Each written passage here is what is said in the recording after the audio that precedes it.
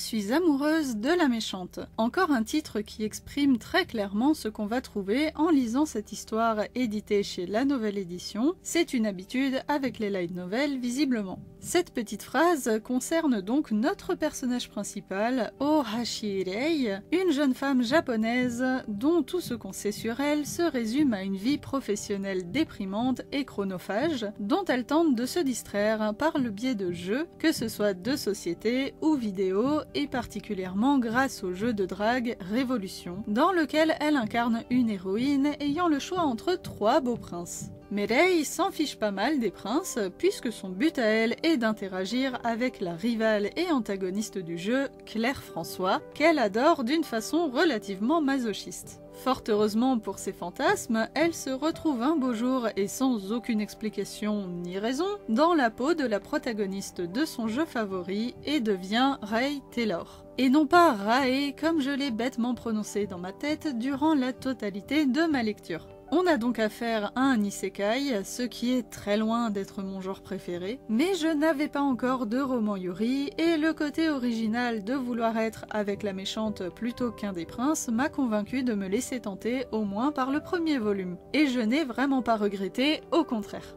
Déjà, Rei est un personnage super appréciable, beaucoup plus que ce à quoi je m'attendais. Ce n'est vraiment pas un personnage qu'on a l'habitude de voir, en tout cas pas moi. Elle est très différente de ce à quoi on s'attend à voir quand on parle de quelqu'un d'un peu maso et obsédé par quelqu'un d'autre. Elle apprécie de se faire malmener verbalement par Claire, sa bien-aimée, mais elle n'hésite pas à user de son répondant naturel pour l'embêter à son tour, sans que ça ne paraisse jamais exagéré ou trop lourd. Leur conversation reste fluide et assez drôle à suivre. Ce que j'ai apprécié aussi, c'est que ce trait de caractère n'empiète pas sur les moments plus profonds ou sérieux, et le fait qu'il y a aussi des raisons très pertinentes derrière le comportement qu'elles ont l'une envers l'autre, ça les rend super attachantes. J'aime aussi beaucoup le comportement de Rei avec les autres personnages, et notamment les 3 princes, dont elle se fiche bien et le fait savoir sans hypocrisie ni langue de bois. Sa seule envie est d'être avec Claire, et elle reste fixe sur cette ligne de conduite, c'est super agréable de ne pas suivre une girouette. Pour autant, elle n'est pas un personnage parfait, elle est consciente que son comportement n'est pas correct, elle en use en connaissance de cause, en accomplissant du coup des actions tantôt altruistes,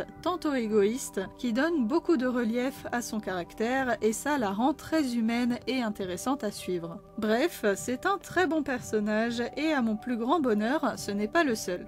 En effet, les autres protagonistes ne sont pas en reste. En tout, on gravite autour de 7 personnages, tout en restant toujours du point de vue de Rei. Heureusement, elle est toujours très objective pour les décrire, et on peut se faire une bonne idée de chacun de leurs caractères sans être trop influencé par notre héroïne. Comme pour elle, ils ont chacun autant de qualités que de défauts, ce qui les rend très différents les uns des autres. Ils ont de vraies personnalités et interagissent ensemble en dehors de leur rencontre avec le personnage principal, ce qui donne plus de vie à cet univers. Évidemment, on ne peut pas éviter quelques clichés, mais ils sont bien utilisés et ça reste très agréable de voir le petit groupe évoluer et vivre leurs propres histoires en toile de fond de la principale, qu'elles rejoignent régulièrement. Pour entrer un tout petit peu plus dans les détails, en plus de Rei que j'ai déjà présenté, et de Claire, méchante, égoïste et hautaine au premier abord, mais au fond honteuse d'elle-même et marquée par la solitude, on a la première servante de Claire, nommée Reine, qui sympathise vite avec Rei et cache un lourd secret sous son air affable et son efficacité au travail. Mais aussi Misha, la meilleure amie par défaut de l'héroïne du jeu, et donc de Rei qui a pris sa place et qui se révèle amoureuse d'un des 3 princes sous son masque et son attitude froide et désinvolte. En parlant des 3 princes d'ailleurs, on nous présente le premier, Rod, le flamboyant et viril aîné de la fratrie qui ne juge les gens que par leur capacité à être aussi fort que lui. Le deuxième, Sen, aussi discret qu'une brise quand il le veut, mais qui a de beaux moments de bravoure malgré tous ses complexes envers ses frères soi-disant parfaits. Et enfin, le petit dernier, Yu, prince des glaces qui fait fondre le cœur de ses dames, sauf celui de Rei, évidemment, et paraît aussi beau que sournois. Et croyez-moi que les connexions entre tout ce petit monde sont très intéressantes, et leurs histoires personnelles travaillées avec intelligence. Vous allez forcément, tour à tour, les aimer et les détester en fonction de leurs choix et de leurs actes durant le scénario, ce qui fait tout le sel de l'histoire. Je trouve le récit très bien structuré, chaque personnage a sa place, mais surtout chaque chose qui se déroule, même celles qui paraissent insignifiantes, ont une importance pour plus tard. C'est super prenant de voir chaque petit détail prendre de l'importance au fil du temps, comme des pièces de puzzle qui forment petit à petit l'image finale. Ce n'est pas simplement une histoire d'amour qu'on suit, le jeu Révolution porte bien son nom, et dans ce monde à l'ancienne où les rois et les nobles ont le pouvoir, on assiste autant à des magouilles pour prendre les richesses et le prestige des autres, qu'à des soulèvements populaires pour l'égalité entre le peuple et la caste supérieure, le tout amené avec une lenteur calculée pour que ce ne soit pas indigeste. Au milieu de tout ça, Rei se bat grâce à ses connaissances du jeu pour assurer une fin heureuse à Claire, qui finit dans tous les scénarios possibles, au mieux ruiné, au pire exécuté. Les enjeux finaux sont donc bien plus importants qu'on ne le pense au début, et c'est particulièrement prenant, surtout quand on se rend compte que Rei cache pas mal de choses, même à nous les lecteurs. Le fond est donc bien solide, et la forme agréable à suivre avec cet univers de fantasy médiévale, qui mêle aventures scolaires classiques, tourments amoureux, des scènes d'action portées par la magie contre des créatures tout aussi magiques, et les connaissances modernes de Rei qui tentent de modifier le cours du jeu tout en restant loin des intrigues politico-religieuses. C'est passionnant. Bon, ne vous attendez pas non plus à ce que ça révolutionne votre vie, ça reste des retournements classiques pour le genre, mais c'est tellement bien fait que ça mérite quelques compliments. Même si je m'emballe peut-être légèrement, ça vaut le coup d'œil aussi surtout pour la justesse avec laquelle Inori, l'auteur, traite ces sujets.